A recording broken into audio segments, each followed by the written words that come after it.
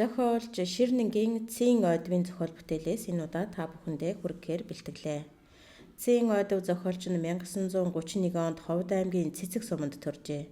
1962 онд Хөдөө аж ахуйн дээд сургууль, Монгол Улсын их сургуулийг тус төгссөн байна. 1985 оноос эхлэн уран бүтээлээ туурвиж, ээждээ бичсэн захидал, Тэнгэрийн цагаан заадас, Цэнхэр уулын бараа, дахин дэлгэрсэн яргуй, Нарны хавар, Цэнхэр уулсын хяраар, гэрэлд сохорсон нүд зэрэг тууж, талхны амтар манаан хэвлүүлж байжээ. Энэ удаад та бүхэндээ Ширнэнгийн Цээн ойдв зохиолчийн Ам нэгсэн сүнс богино өгүүлгийг хүргэж байна. Харанхуй хонгол дотор чиг ханхалсан өнгөр өрөөнд хөх архиар хуруу хумсан арчиж өнжсөн дарь авгай үдэш гэртэн орж ирж өвгнийхөө хийж тавьсан шүлтэй хоолноос ганц цайгыг арайчуу хоолой давуулаад бушуухан хажуулжээ. Отгоны ногооны арсны сайхан үнэр гэр дүүрч тарин бясалгаж залбирал үлдэх өвгний шивтнэх дуу аваа бүдэг бадаг сонсогдно. Нас ахлаа. Олон амтанд буян санаж дотроо нь сүжиглэж явбал наандаж үр хөөхтөд цаашаалбал хойд насанд хэрэг болноо. Хэмээн өвгөн хөгшин хоёрын өвөр хоорондоо ярилцдаг яриаг энэ удаа арцны үнэр уншилгын чимээтэй цуг сүлрэн холилдож нэгэн бодит хүчин мэд тарих толгойд зурс хийв. Миний хийж байгаа ажил ч өөрсгүй. Хүнд буян болж амьдрал ахуйд нь хөнгөлт үзүүлж буй хэрэг. Над нь яг өдийгөөс эхэлсэн. Лав 2000-аад хүнд гар хүрчээ. Гэсэн бодол дарийн дотор мөнгө төгрөгийн тооцоо мэт орж ирээд хариу тасран эвшээлгөв. Цагаан даавуу бүтээлэгтэй нохон хил шиг нарийн модон орон дээр эмзэг болбраа бие хайргүй дэлгэн хэвтэх залуу бүсгүйн нүд аварлэрэн тормолцсон. Тэр олон орон дээр зэрэгцээ хэвтчихсэн тэр олон хүүхнүүд яг дайцтай сум шиг чим шиг эсвэл анандан дээр өрчигсөн модон тоглоомор үзэгдэнэ. Дарыг гараад алхаж явтал гинт араас нь хүн өгс татав. Эргэж харвал хуухыг хадсан элгэвчтэй дөрвөн талд дуулгамалгай тэр гүн даган асаасан хөлөг баатар ир. Хаа чи муу алуурчин энд юугаан хийж явдаг билээ гэж сүртэй чанга хашгирав. Живэр улаан сахалтай, унжуу монхор хамартай, өргөн мэлгэр дух, цайвар шарангуй царайтай тун ажигч том борнуудтай тэр хүн дарийн өдөөс маш догшин дүртэй ширтэж зогсоод муу эмэгчин шулмууд чи хэн гихчин билээ гэв. Би дар байна. Дар чи дуугаан айд. Миний ээж хаана байна? Чи түүнийг яасан? Тэр залуу сайхан бүсгүй амьд минь дүү. Үгүй юу гэж зандрав. Хөршөө, та намайг өршөө. Би түүнийг огт мэдэхгүй байна гэж үнхэлцгэн хагартал айсан дарь авгай сай хөлөг баатар ирийн үлмид очиж сөхрөө. Мэдэхгүй гинэ. Башар амтэн чи намайг ёроолтын хөвлөд 10 сар амилахаар хөвчэн олж явхад минь хөнөөгөөгүй гэж юу? Нэхэн алдрах хамиг минь чи Би хизээч хүн алж байгаагүй. Та намайг өршөө гэд дарь авгай газар сүхрэн унав. Сайхан баатар сэлмэс сух татан үзүүрээр нь дарийн ирүүг дээш өргөж башир амтан босоорой. Чи намайг бас танихгүй үсттэй.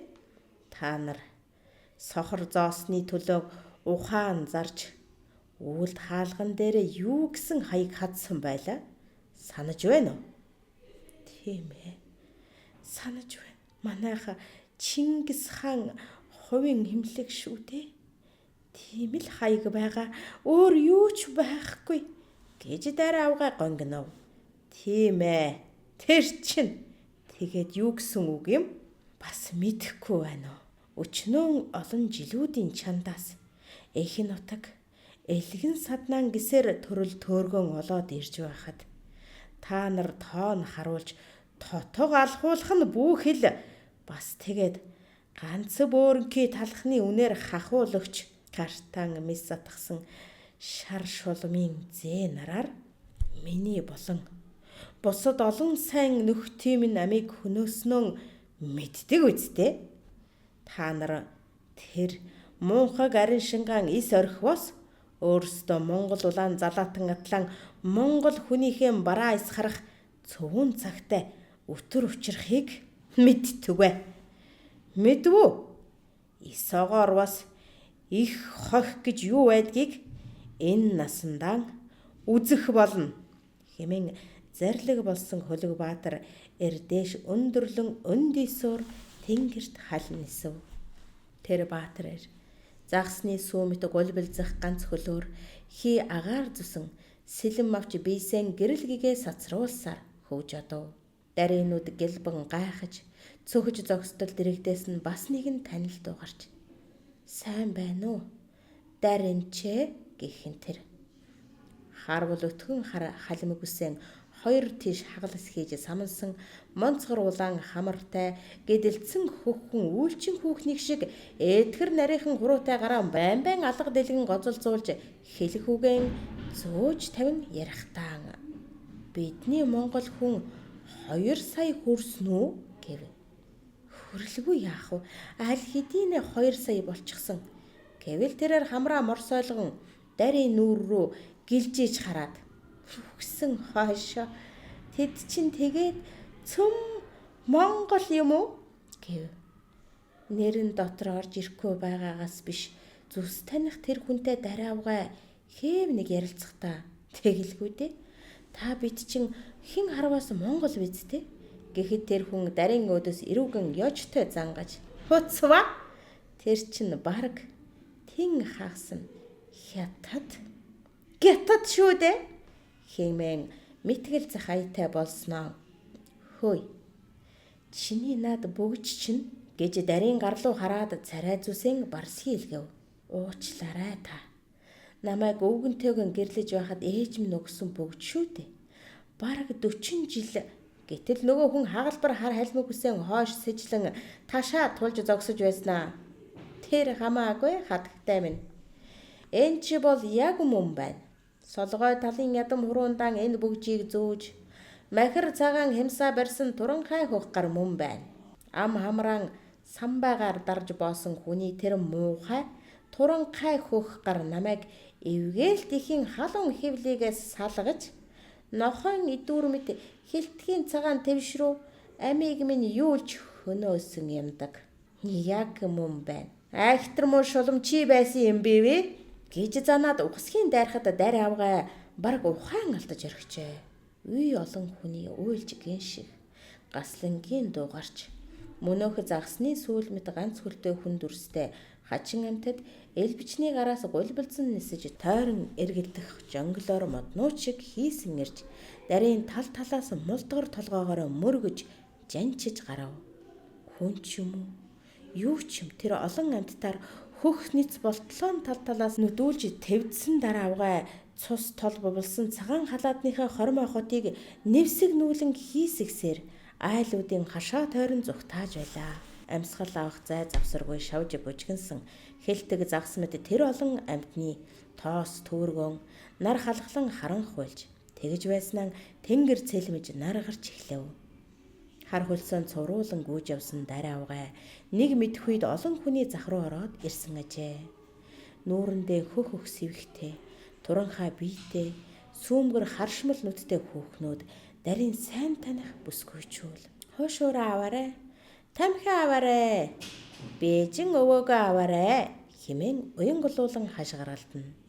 Эрен мэран бараа таваар хөлөөр хөглөрч хүн гიშгэх зай завсаргүй овооролдож буй олны дундуур зүтгэж явсан дараавгай хин нэгний дагуулж явсан нохойн хөлн дээр гიშгэж орхижээ. Хөл доор нохой гаслан ярдаглаж навч мэтэд албан чихтэй зантгар толгойн хоёр тийш салгалах мэт дараавгаар арзгар шүд цой ярвас хийхэд ээжээ гэж хашгираад хоош ухран газраас шороо самардах гэтэл дуун гарахгүй. Бас хөл гаранч эс хөдлөв. Хар дарснаа мэдээд хөлөөн хөдлөгж үзүүл дарийн хамаг биений хөлс чийхарч зүрх нь түг дэлсэж байлаа. Гэрийн доторх авдар өхөг сав шүүгэн сайтар харж хөдөрч хөвцсөн хурган дээлийнхээ товчийг имэрч үзээд сая дотор нь ууж ирж айцаас салах шиг болов. Дараавгай орноос өндийж аяг хуйтан цай залглаад эргэж хөвтөжээ. Тийхүү шүнд бол болсон мэт байвч Буйны ном бясалгаж, арц хүч өвгөл суусан өвгөн сая л хажуулж, сүүжэн амраах санаатай цайны шаар чигсэн жинтүү дээрээ бидрэн бэцэгнэж байв. Харин маргааш өглөө нь босоод ажил руугаа явах гэтэл дараа авгаан залхуу дургу хоёр зэрэг хурч хөл нь өвдгөөрөн нугарчих гээд нэг л урамгүй байлаа. Арай чүү гэлтэрсээр нөгөө мө чихтэй хонглын өрөөндөө орж ирэхэд түүний сувлагч хийж хідэн борцаас тоншдог зээ охин нь аль хэдийнэ хүрээдэр ч гэсэн юм хумаан арчиж цэвэрлэж зогсов. Залхуутай царайгаар дарин заада охин минь эмээч энэ ажлыг нэг л дөнгөхгүй нь бололтой. Өнөөдрөөс болдогч юм билүү? Гэхэд зээ охин нь яалаа гэж дээ эн чинь. Ядаж та өнөөдөр нөгөө 3 авгааг хүрээдэр гэж хэлээцтэй гээд гэлс цалс хийв. Таал хийхгүй бол энэ ажлыг чинь танаас өөр хэн ч хийхгүй шүү дээ гэсэн сануулга тариажээ. За болёо охин минь. Ерөөсөө төвөг цаашаа. Эмчийн би юм уу? Ажиллахгүй гэд гадаа үүдэн дээр зарлал нааж орхив. Би явлаа гэж хэлээд дараа авгаа гарч одов. Тэр өдөр улаан нүдэн мигмар гараг байсан.